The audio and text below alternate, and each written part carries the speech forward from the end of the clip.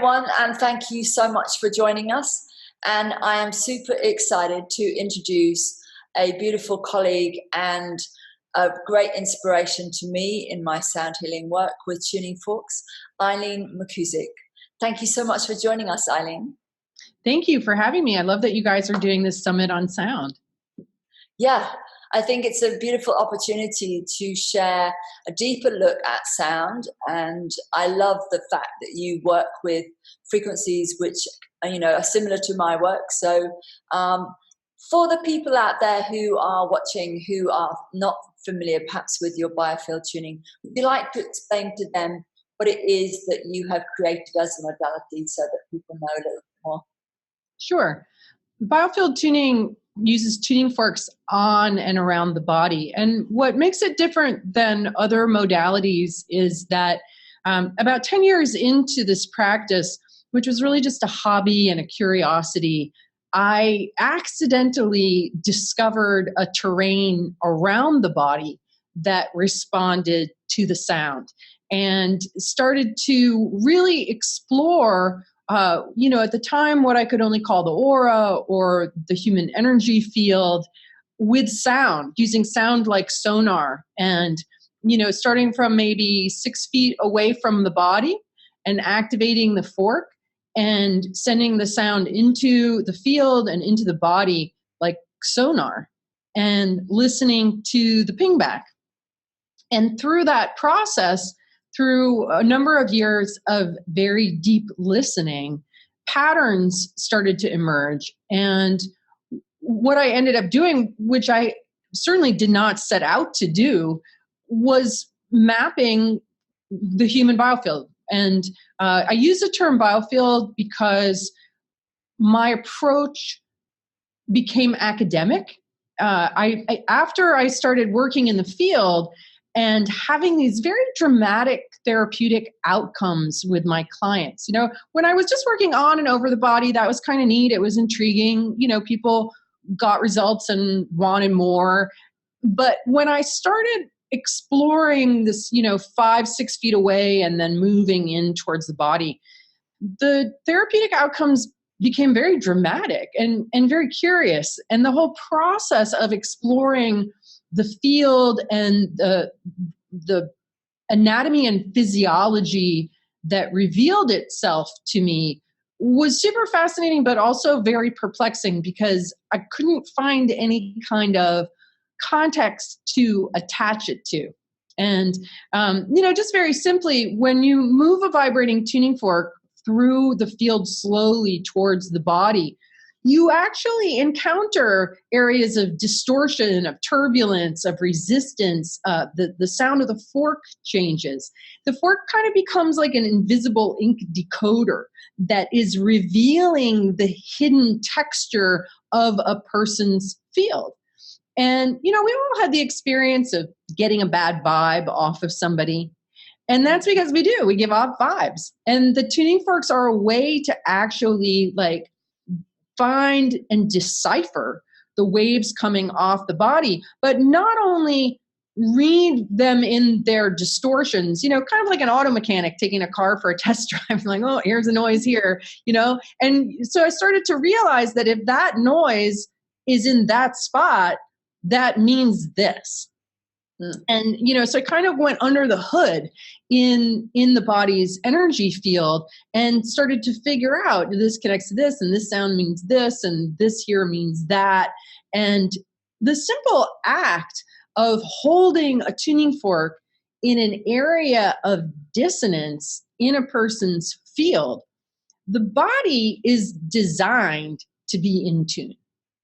And when given the reflection, the biofeedback of its own out of tuneness, you might find a spot in the field that's really sharp and full of alarm because it's a memory of a time when we maybe were in a car accident or we received really alarming news. And so our whole system kind of goes, ah, and so that is in there. And you can hear that in the fork. And it sounds really sharp and high and, like how you felt. It sounds and it evokes that feeling. If you activate the fork and you just bring it back to that spot repeatedly, the body hears itself. It hears its own out of tuneness, and it will spontaneously auto tune. It will relax whatever tension is holding that pattern in place, and the sound will modulate and become resonant and harmonic. And suddenly, this subconscious tension that we're holding in our body because of some old bad input we had, we just relax that. And then what comes along with that sort of targeted nervous system relaxation is breath that is more free. And people are able to start to breathe more fully. And this is really, if I would say, if we're going to boil Biofield Tuning down to its simplest component, it's a process that helps you to relax and breathe. And that is it's really that simple.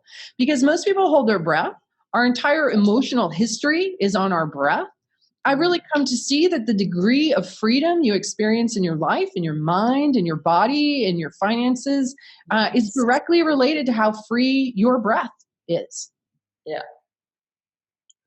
That's great. Yeah. It's all about that, and the level to which we can relax, the body and has the energy flow open, and we can be fully in our body as opposed to up in our minds or out of our body, dissociated, perhaps because of trauma or that kind of thing. Yeah. And that's a lot of what we work with is people who have had trauma, who disassociated, gone up in their head, or kind of gone up and out because the body isn't safe anymore. And so this is a way of coaxing the soul, the spirit, the electric body awareness, consciousness back into embodiment.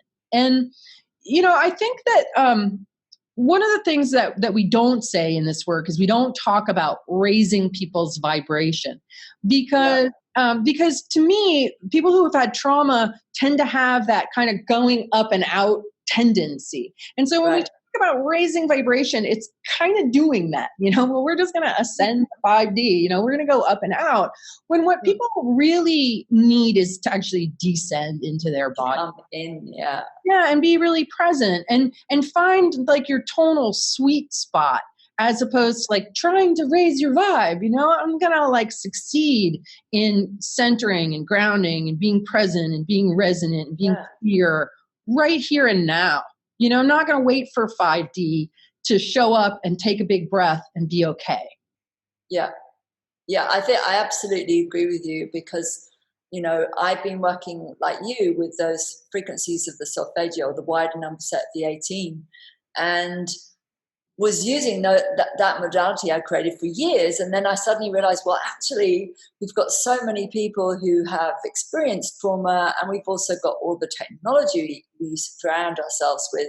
And that then has the effect of keeping us up in the brain. And so addressing that, is important too. So,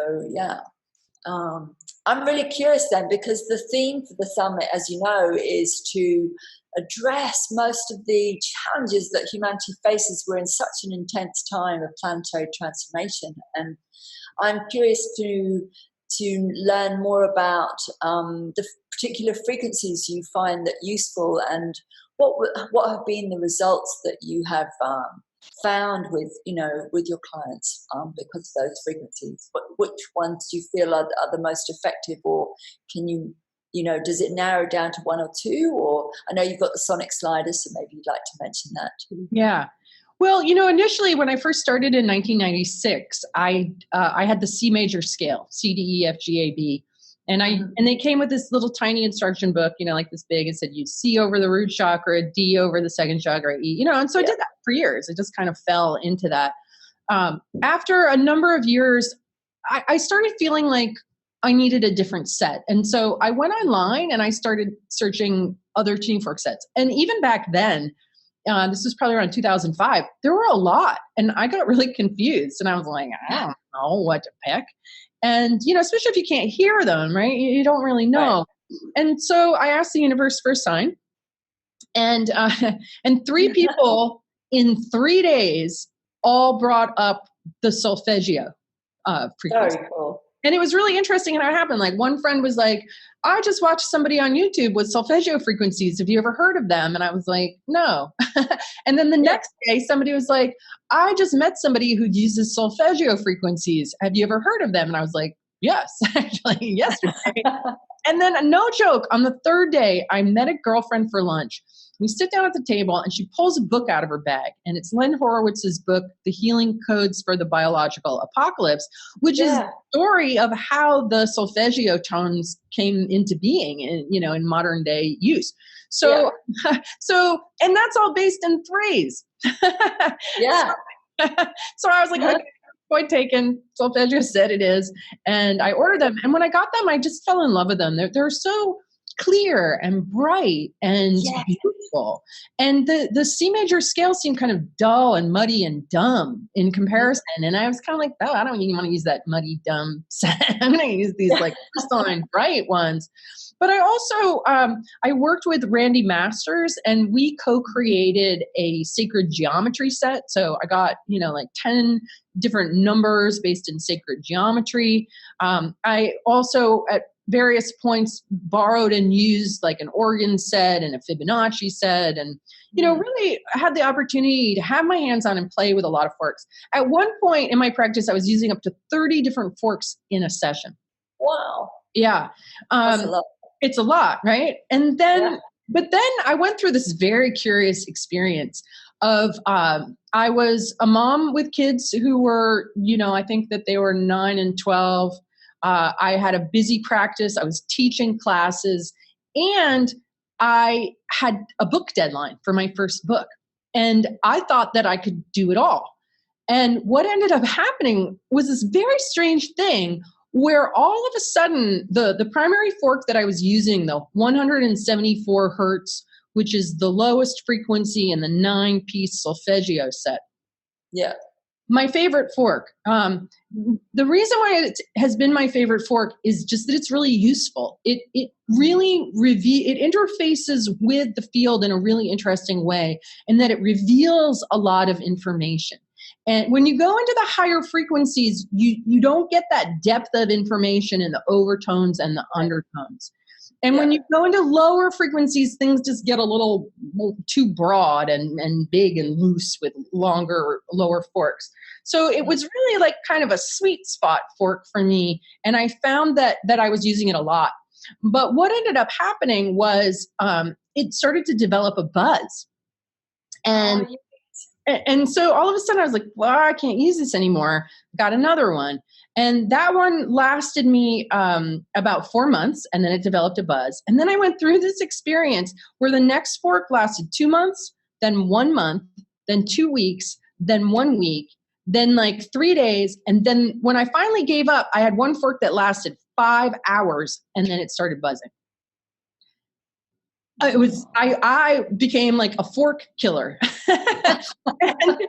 And it was really perplexing. I was like, what is going on here? I teach a class and my forks were blown. I'd have to borrow somebody's and then I'd blow it. And everyone was like, Eileen can't touch my forks. In hindsight, what it did was it forced me to stop seeing clients and only focus on my book.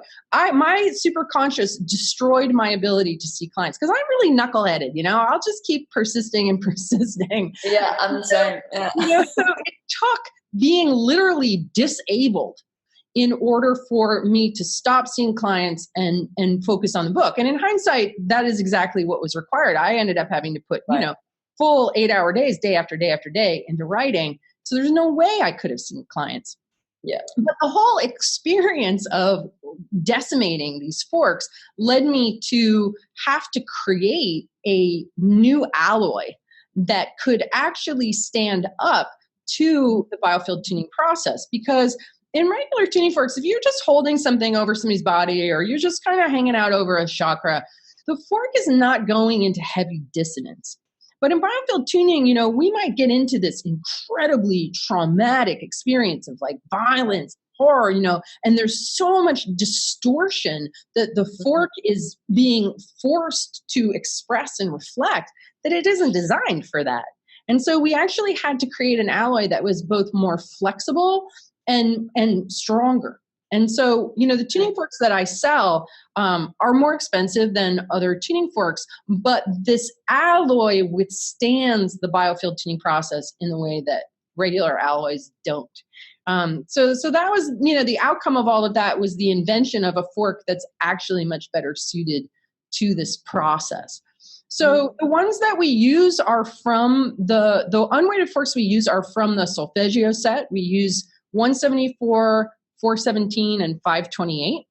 And the reason why I cut back to those was in the process of breaking all these forks, I'd be down multiple ones at any time. I discovered I didn't need a lot of forks. I discovered that really the body just needs a reflection of its state, and it will find its own harmony.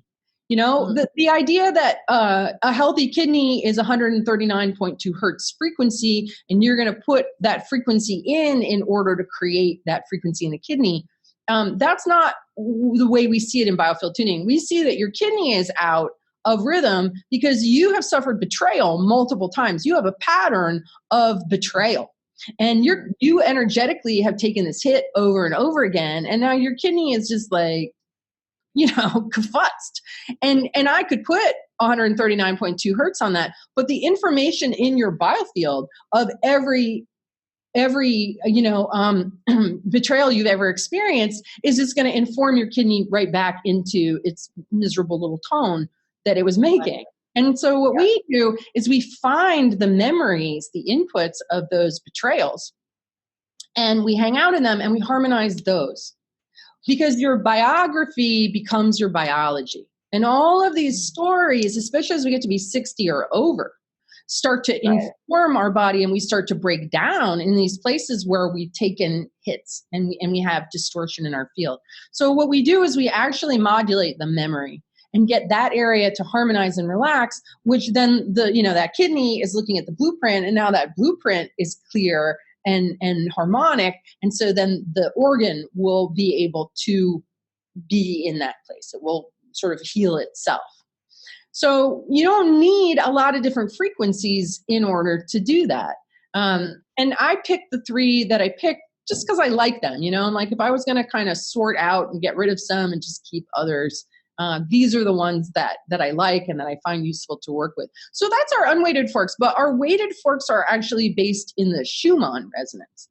And so for those of you who don't know what the Schumann resonance is, it is the background electrical pulse of our atmosphere.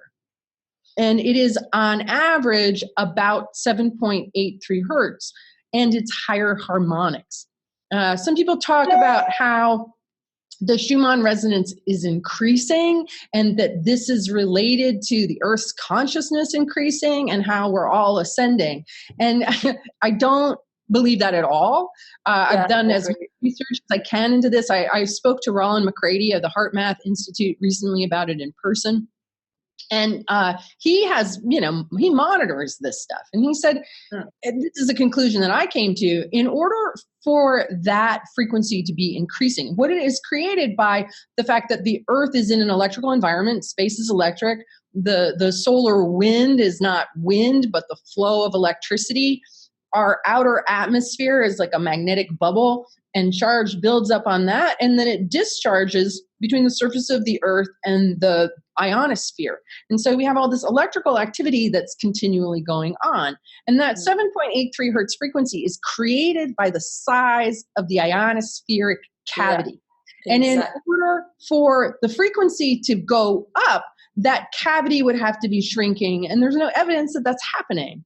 No. What we are experiencing is spikes in where the upper harmonics are being accented, like the amplitude is going up, but the baseline frequency is remaining the same. Yeah. And so all of life on Earth has kind of come into being with this background pulse of around 7.83 hertz. So it's the brain in that alpha theta cusp. And when you're in that brainwave state, you are relaxed and present and aware. And there's also kind of a sense of unity consciousness as well. There's a, whereas, if our own brainwave starts to go up, like say you go up into like 14, 15, 16, into that beta state, that's like worry and fuss. This idea that going up is somehow like better is simply not true. The closer you get to zero, the closer you get to God. Like this demonization of extremely low frequencies is very strange. It's illogical, right? So all vibes are good, but when there's noise or static in the signal, that's the problem. So, what we really want is a clear signal. So the frequencies that I use in the weighted forks are the 7th and 8th harmonics, so 7.83 times 7, 7.83 times 8, and that makes a pair that has a binaural beat of 7.83 hertz. If you listen to one in one ear and one in the other, it kind of induces that brainwave state in the body. And then the sonic slider is my most recent invention, and that's the 12th harmonic. So that's 7.83 times 12, and it's 93.96 hertz. And that frequency there's something really special about it. It's, I created it to slide on your body, to activate it and it's got a really long handle to slide it on your face, to slide it on your arms with pressure. And it just feels really good. And if you take any other weighted fork, and I have a variety of prototypes that I've had made. I've had a lot of prototypes made over the years, just out of curiosity and noodling. And, if you take those and you slide them on yourself, it doesn't feel good at all. It's just kind of like, But when you slide the sonic slider on yourself, you feel like a cat that's been purring. It really induces this beautiful order and coherence into the system. And if I had a nickel for every time I had read or heard someone say, I love my sonic slider,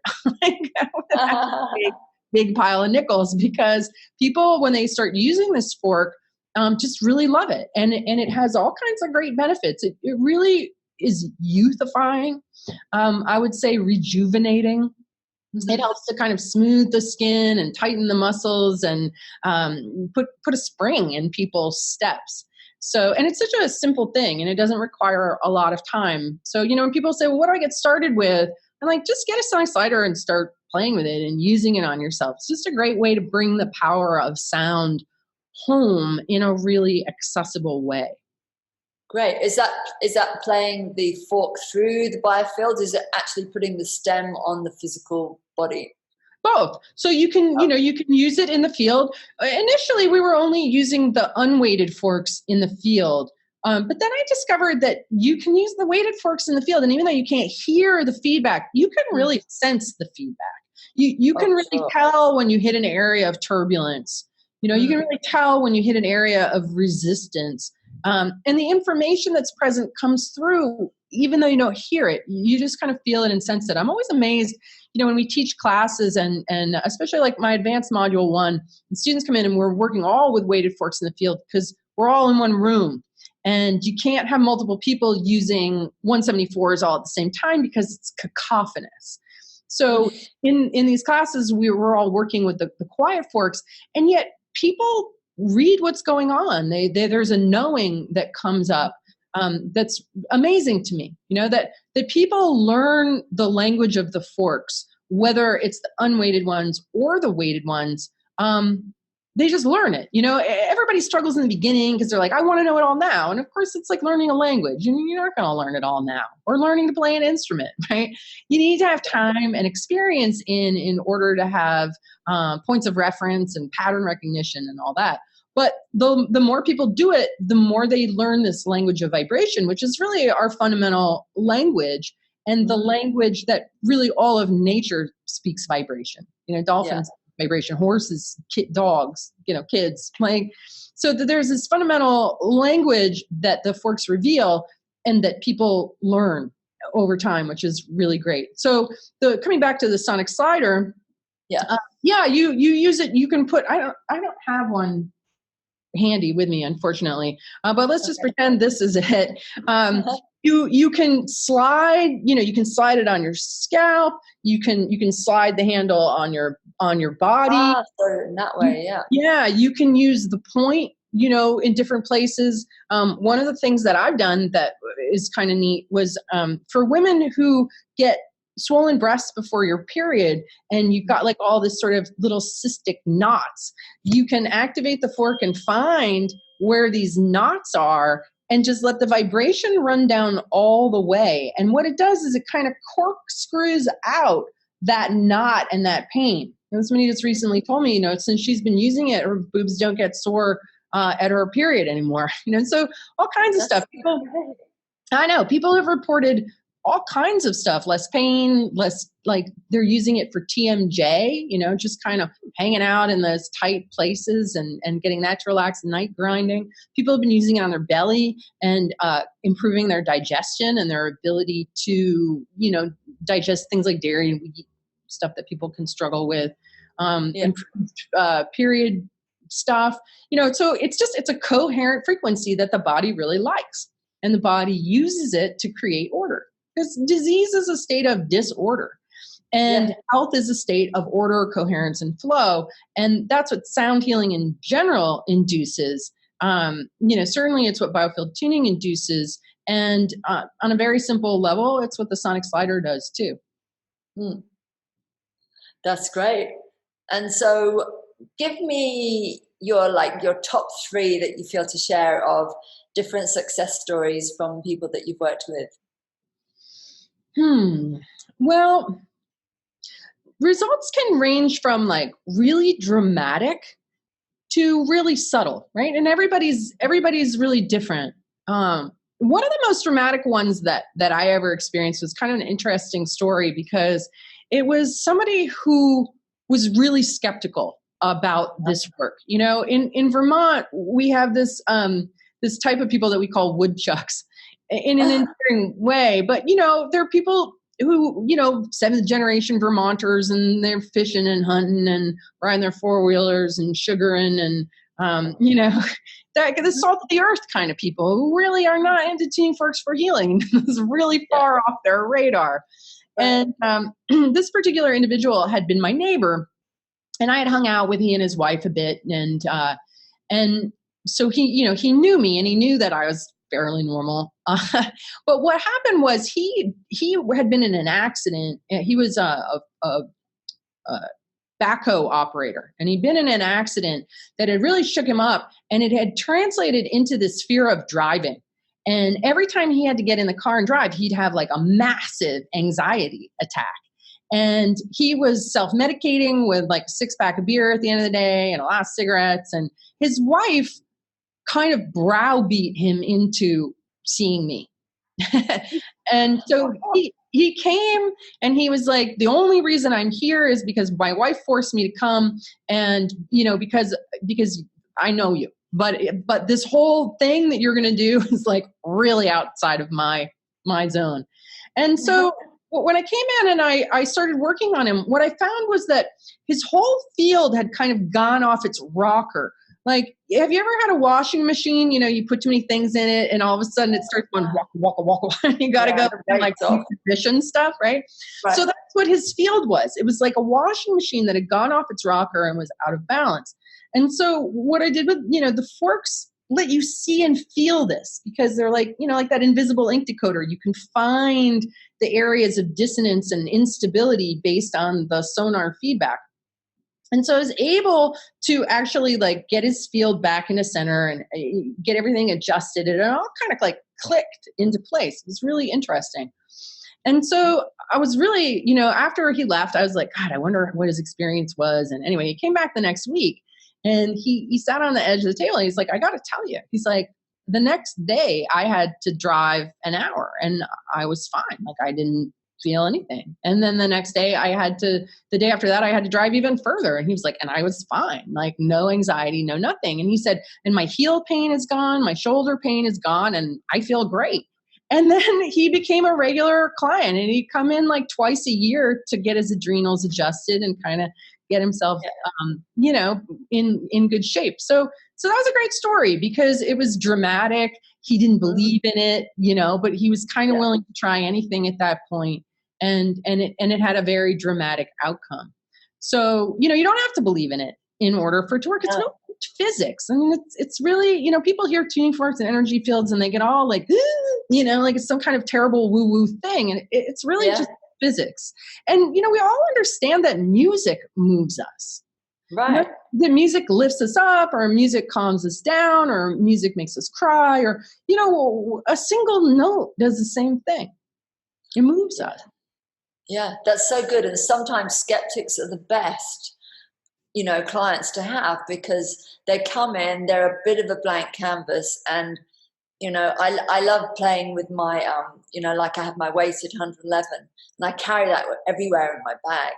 And often, someone sees me in a restaurant or somewhere at some event, and someone's having an experience with a fork, and they're like, kind of, "Oh, what's going on there?" And then they have an experience, and they feel the vibration. It's undeniable, And then they, you can see it on their face. They're very skeptical, but their body has an experience, and then they're just like, "Oh, yeah, oh, actually, that feels really good." So they're the best clients, because and that's definitely been my experience, because your biggest skeptics can become your biggest fans too. Yeah. And that makes me think of another skeptic that I had, another person, a gentleman who was 73, and he'd been a chemical engineer. He was very much in the world of like solid, liquid, and gas, and he was dragged there by his daughter and his neighbor, because he had chronic low back pain. And I worked on him, and what we discovered was that he'd had this pain for 30 years.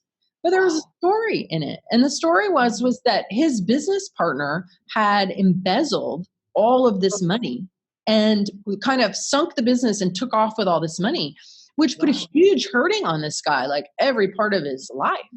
And yeah. And so as I'm working, exploring the pain in his low back, this whole story emerges. And he tells me the story as I'm working with it in the tuning forks. And then he sent me an email the next day, and he said, when I got out of bed this morning, that trigger point that's been there for 30 years was gone.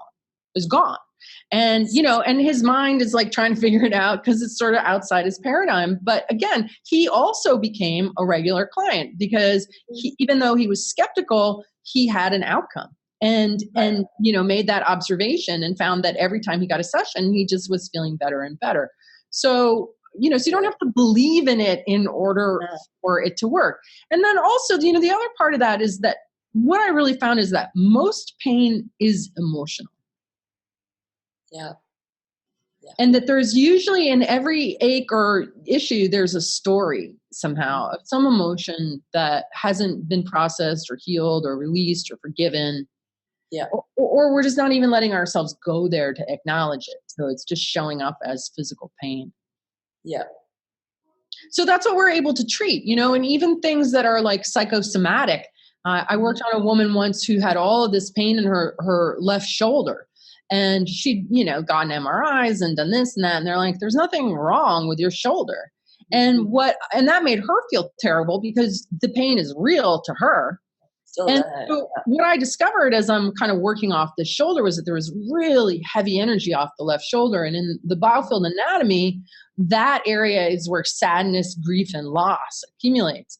And I said to her, have you lost somebody close to you in the last year or two? And she said, oh, yes, my husband died 18 months ago, and I have been just so sad, and I can't seem to let it go, and it was really weighing on me. And, of course, all my friends have kind of lost patience and sympathy at this point, because it's been a year and a half. And so I was able to take that heavy energy that was stuck there. The tuning fork acts almost like a magnet, where you can sort of hook into this magnetic cluster and actually move it like a magnet moving iron filings out of that accumulation in that heavy spot and back into the midline and back into circulation in the system. And so this was just like a 20-minute demo session in a chair that I was doing. And when I finished, she raised up her shoulder, and she was like, oh my God, all of the pain is gone. Right? So that's psychosomatic pain. Yeah. There was nothing physiological, but that's the emotional pain of the sadness of being a widow. And it was just weighing on her so much. And it was, that kind of psychosomatic pain, we could shift it like that. So, it's a way to get into the mind and the patterns that are underneath the symptoms and really work with those. Yeah. It's so good. I think a sound, Edgar Cayce talked about it, didn't he? That psychic sound will be the medicine of the future. And I increasingly say, well, the future's now, it's like we don't have to wait any longer for that. Yeah. Yeah. Beautiful. And it's interesting. I was just, I've been doing a deep dive into Egypt lately. It's something that's just been kind of coming up for me over and over and over again in really interesting ways. And I was just watching a video the other day about how they had these crystal sound healing tables in ancient Egypt, and all the healing was done with sound. So we're really just coming full circle again. And I think, the Aborigines have been using it for tens of thousands of years. It's really the most ancient and the most effective way of bringing us back into balance, that we are tonal and rhythmic beings. We are instruments, and we, just like any instrument, get out of tune. And just like any instrument, ideally, can, within reason, can be brought back into tune, so can the human body. And that when we're in tune and our inner orchestra is, everybody's using the same sheet music and there's just one conductor, and, then we're groovy. We're making music. But when we take a lot of hits and we've had a lot of trauma, or even just being in this culture, which feels so traumatic at the moment, right? I mean, with wwhat's going on in England at the moment, and what's going on in the States, it's like, we're like kids whose parents are going through some terrible divorce. It's such a mess. It's really hard to stay coherent and clear and optimistic and playful and, lighthearted while the outside world seems so heavy and entropic. Yeah, I've been wanting to encourage as many people as possible to carry a tuning fork with them in their bag. Like, I carry my 111 hertz with me everywhere. It's a great conversation starter, and there's always someone who's got a headache or having a bad day, or they've had a bike accident here in Bali, and it's such a great tool because it can shift energy like that. Like that. Yeah, absolutely. I mean, I keep mine with me all the time too. I've always, if I meet somebody and they're in pain, I can pull it out and work on them right away. And it's really simple. I mean, I've taken people from like an 8 or 9 on the pain scale down to a 1 or even a 0 in as little as 15 or 20 minutes with one tuning fork, just working in their field, finding where those spikes are, and just helping the body to regulate and settle down. And it's an amazing thing. I would really love to see this in emergency rooms. I think that a lot of people that end up in the ER are emotionally jacked. And that is, the precursor to the big accident, is there's a buildup of emotional, that culminates in an accident.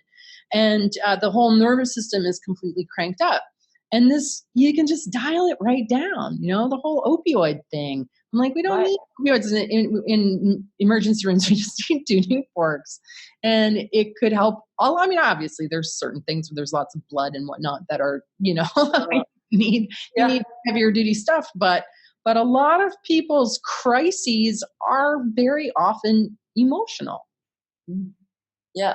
Well, for methadone, when they're using it for heroin addiction, you can actually replace that with 111 hertz with a therapy called NET, which is Dr. Meg Patterson's work.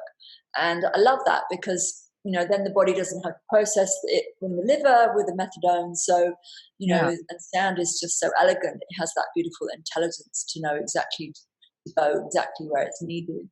It does, doesn't it? It just amazes me how the sound goes into the body and it goes where it's needed, and the way that the body partners with sound is just so beautiful. Yeah.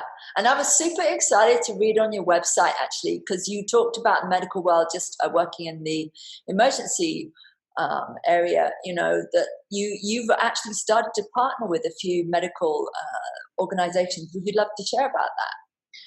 Well, it's slow going. I partnered with the Conscious Healing Initiative. They're not necessarily medical. They're more about advancing the biofield. That's the work of Shamini Jan. Oh. And so we've done some research there. What I am doing, which is really exciting, this is an interesting step, is that I created an organization called Tuners Without Borders, and like Doctors Without Borders. Because it's been my observation that the people who need this kind of work the most are the ones that can least afford it. And it's a very accessible technology with relatively inexpensive tools. And so we started this sort of peer-to-peer program where we bring tools and training into areas that are, at risk or historical stress. We've done two locations so far. So the first one we did in Kingston, Jamaica. Mm-hmm. And then we also went to the Pine Ridge Indian Reservation last July. And so in Jamaica, what it ended up turning into, we started working with a group through a church, teaching them how to use the two weighted forks, the 7th and 8th harmonic, or the Schumann, on each other and themselves. And what came out of that effort, we went a couple times, was a relationship with Miko University College, which is the oldest teaching college in the Western Hemisphere. This college was founded in 1836 and has stayed viable because it is continually innovating. And so I had a meeting with the president and one of the directors of their physical education and sports medicine program. And we, starting in September of 2020, are going to create a Biofield sports medicine program at this college. We're going to train people to become practitioners, focusing on Jamaican athletes. And we're going to set up a clinic where our students can practice and athletes can come in and we can start to collect data. So we're going to do research, we're going to do training, we're going to develop a kind of branch of Biofield Tuning into sports medicine, which is, to me, this is a foot in the door in both academia and sports medicine. Well, we're doing it in Jamaica, not the United States, because one, the Jamaicans get that it's all about the vibes. Right. And two, they can't afford all the fancy stuff. They don't have that sort of big pharma in research universities dictating what is happening. And the biofield is an edgy place as far as academia goes. I really think about how the whole the split, of religion and science. And so this agreement that anything that has to do with soul and spirit goes to the religion and the rest of it goes here. And so what we've done is we've taken the soul, or the plasma body, your fire body, your electric body, out of the equation. To me, our electric body and our bioplasmic body and our soul are all the same thing. Yeah. And, so when you start going into the biofield, you start going into that dividing line, that territory between religion and science, and that's like verboten territory. So I'm confident that in time, especially when we start collecting data in this program in Jamaica, and really, we start really seeing what a difference it's making in these. And I've worked with a lot of athletes and really seen what this work can do for them. And it can be really dramatic. Then I think we're going to start making inroads into the United States and the academia and sports medicine and science here. I think that it's just kind of bubbling up. Our electric bodies and our awareness of our electric nature is really kind of bubbling up all over the place at the moment. And I think it's just going to happen. I think it's going to be kind of like falling off a log. All of a sudden, the biofield is just going to be accepted science. I don't think it's going to be a long, hard struggle. I think it's just going to sort of happen, and everyone will be like, "Yeah, of course we're electric." Like, duh. Yeah, and accepted as self-evident. So exactly. That's great. And you've got your podcast as well, Thinking Electrically. When is that launching? So I had to put that on hold. I was working on it last year, and then I went through a kind of catastrophic and unexpected setback with my teeth.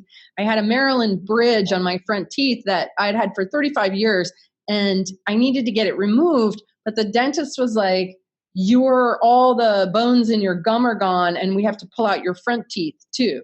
So I was missing 2 from birth.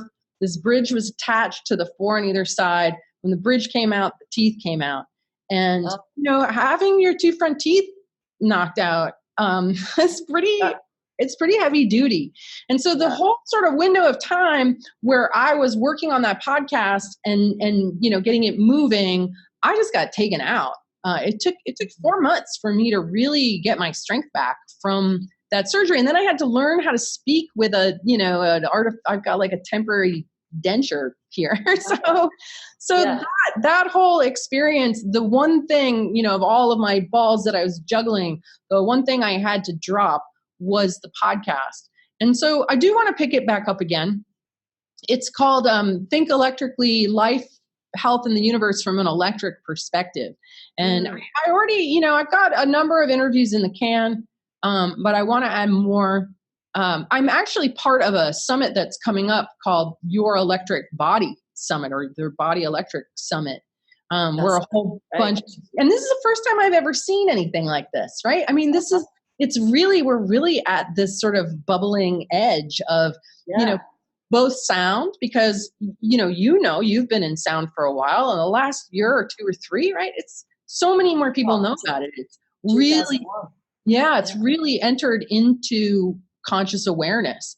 And it's really after almost 20 years, it's like finally now I can really see that people are just going, oh yeah. And I was hanging out with a friend of mine, she's from New York, and she's saying, oh, every corporate company in New York, they have sound healing every week.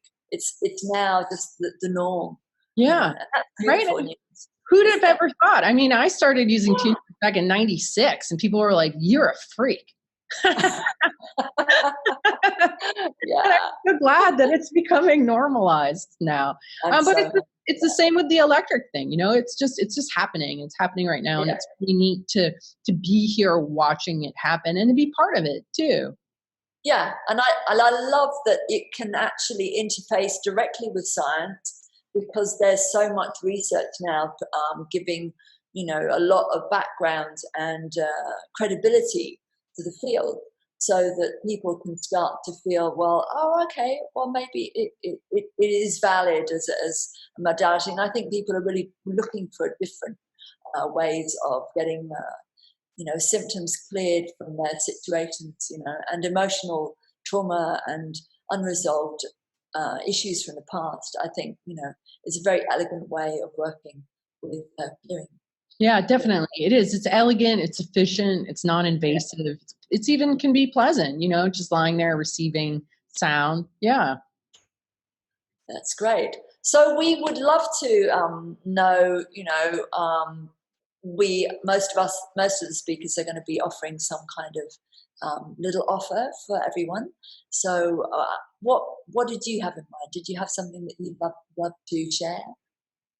I would be happy to share. One of the things that I do is I had to stop doing one-on-one sessions because I just got too busy, and I was booking 4 or 5 months out, and I was really stressed. I'm like, I'm helping people resolve stress, and it's stressing me out. Like, this is not good.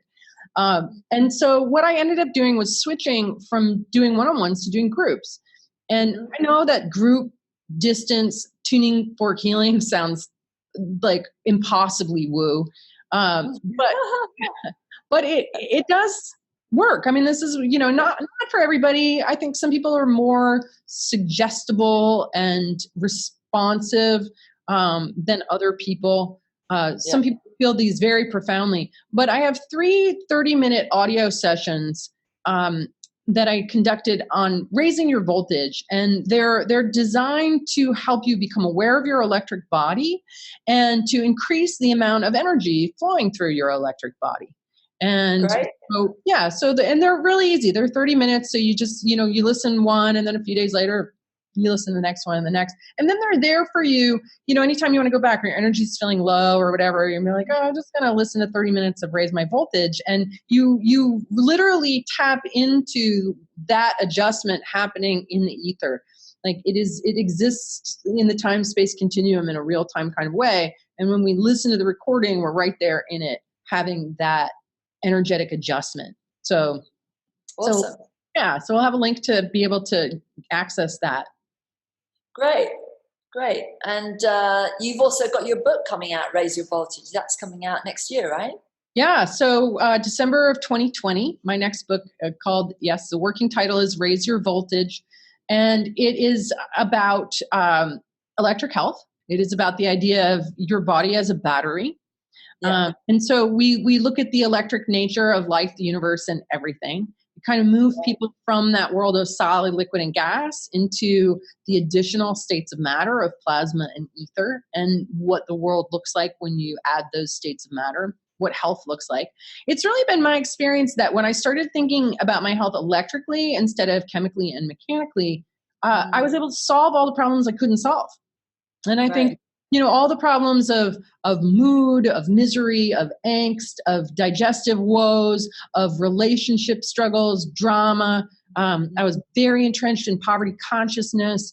I solved all those problems when I discovered plasma and electricity. And that could not solve them in the world of solid, liquid, and gas. Most of us live in the world of solid, liquid, and gas, and we are confronted with intractable problems that no amount of self-help books is getting us out of. Yeah. But adding the electricity and ether, plasma and ether into the equation gives you a whole bunch of tools that you didn't have. And so I'm going to show people how to, here are these tools, here's how to make use of them to solve these problems that you've been struggling with, because the universe needs us to get out of our own way at this point. Really. It's an all hands on deck situation on planet Earth. We're all crew. There are no passengers, and people who are just stuck in their pain bodies, knowing that they need to get out, knowing that they need to show up. But they're trapped in their undigested emotions, in their ancestral patterning, in the limited story that the standard model teaches us. And so to me, this book it's about getting you unstuck and giving you the tools and resources you need to think about yourself, your body, your life in a different way. That is empowering, that gets your rubber on the road. But a big part of the book is really about emotions, because emotions are really the elephant in the room here. You can go to the hospital and you're having some kind of terrible experience. Nobody's going to ask you about your emotions. Nobody's going to ask you about your stress. They're just going to poke and prod at your meat machine, and as if there is no mind in it. And that even the CDC, the Center for Disease Control, says that 85% of disease is caused by stress. Well, what is stress but the mismanagement of emotions? Right. And we've just been so taught to suppress our emotions, to project our emotions, to take this pill, to buy these boots, to, drink this wine, to desire this car, whatever. But just don't face, deal, own, express, share your emotions, because that's in poor taste. Yeah. Well, I'm super excited I really look forward to reading that book. And I think we are at a time where we do need different tools, like you say, and they, sound really has that capacity to get in at that deeper level that bypasses the doubting mind, and it allows you to have a transformational experience. Yeah, so, absolutely. Yeah. So I would love to have you. Yeah. Oh, you got your thing there? Yeah. Great. Speaking of transformational experiences bypassing the conscious mind. Yeah. So let's have a transformational experience now. If you'd like to share a little meditation for us, so that the viewers can tune in with something that can help them shift from where they are. Maybe they're having a bad day. Water is life. Mm-hmm. And water is really everything. Water is where all the memory is stored. Water is akasha. It's the akashic record. Water holds. Water is highly suggestible, and it will hold whatever vibration you put into it. It's a really miraculous thing. So our bodies are actually 99% water by molecules, because water molecules are very small. So we're about 70% water by volume. But most of the molecules in our body are water. We're really just a bag of water. And that water is holding information. Water can be heavy or water can be light, and it has to do with the way that the atoms are spinning. And so this is a meditation to lighten, brighten, purify, clear, cleanse, uplift, harmonize the water in your body. Beautiful. And when our own water is vibrating in that greatest potential of water, with its most aliveness and its most brightness and its most energizedness, then we become the tuning fork. We radiate that vibe wherever we go. And, anybody who's ever eaten the food of a really good cook knows that that just by being near that food, by touching that food, by handling that food, that they're changing the molecular structure of that food and imparting a kind of energy into it. Right? Nobody can argue with that. No. We are doing that with everything we touch all the time. Every single one of us is imparting our vibe into the world around us. And if you are, going under with the despair and the heaviness and the entropy, and you're sitting around just pouring heavy shit out your, in the left armpit, we call it the world pain spot, or the pit of despair. Right. Because you're like, oh my God, this world, blah. You're just pouring bad vibes into the whole mix. Like, I'm not trying to guilt you for feeling bad. Feeling bad is a normal response to the information that we're exposed to. And when you're faced with looking at the world in a 6 major extinction, that's pretty heavy and pretty sad. Yeah. But us sitting around moping about it doesn't help. It's not noble. And so I want to encourage people to cultivate gratitude and good vibes and positivity, atoms up, as my friend Tiffany says, because we are contributing to the collective vibe. We're all adding to it. And we need more coherence and more clarity and more, honestly, more play. I think that, it's almost like people feel guilty about feeling good or playful when everything's so wretched. But that's exactly what we need. We need more light. And so this is to bring more light into the being through your water. Okay? All right. So this is going to be a visualization, and it's going to be sort of sound assisted. So I'm going to use the tuning fork to support this intention and process. Okay? Right. So let's all just take a moment and let's just close our eyes. Sit with your arms and legs uncrossed. Take a breath down into the belly, like as deep down into the belly as you can go. And just notice how far down in the belly you can go. A lot of people get caught up in the upper chest or right around the diaphragm.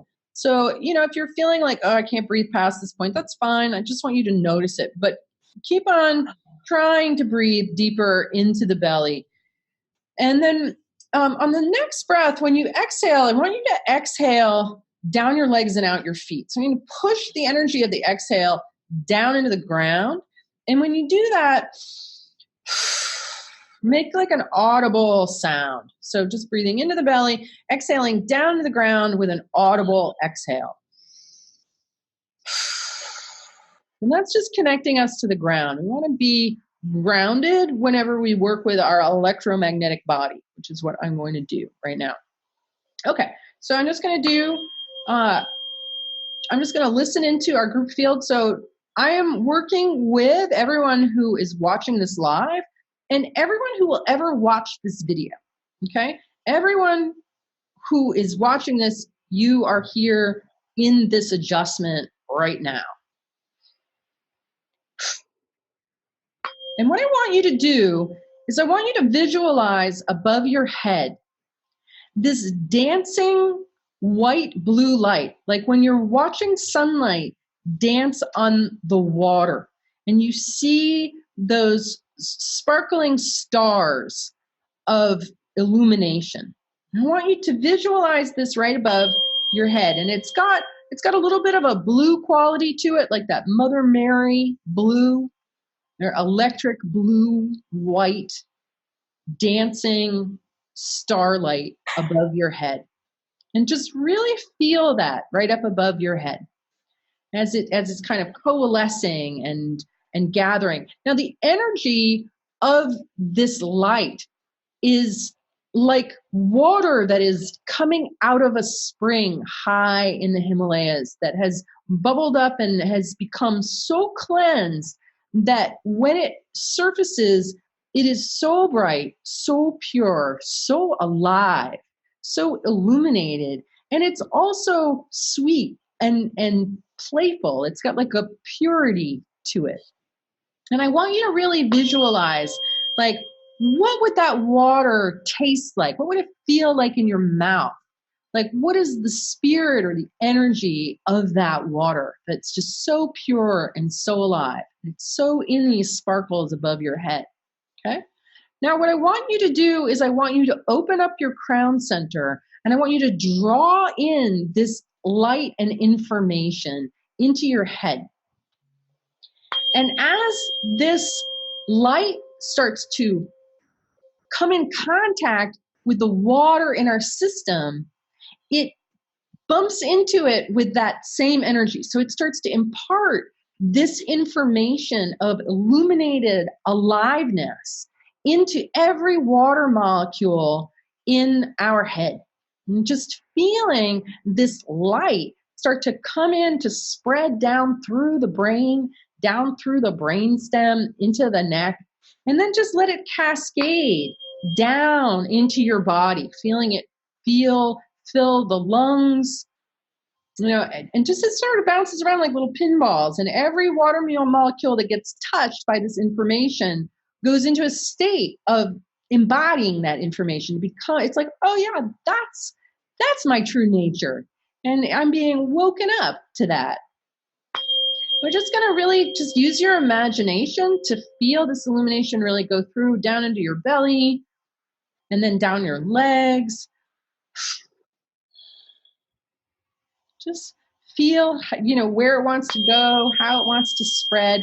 Really, really holding that pure, crisp, clear, clean, energized, illuminated feeling, that aliveness. And really just let that make it to every cell in your body.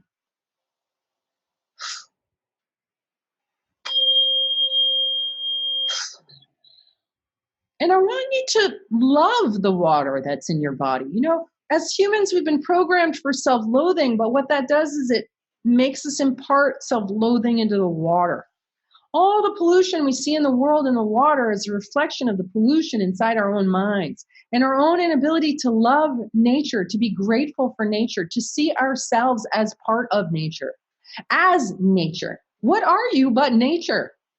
You are a packet of the creation of the universe. You are starlight, you are water, you are minerals, you are rocks. You are all good things that deserve love and can be in resonance with our healthy environment. We can have a healthy, connected resonance with our healthy environment through embodying this purest vibration possible of water, the water within us.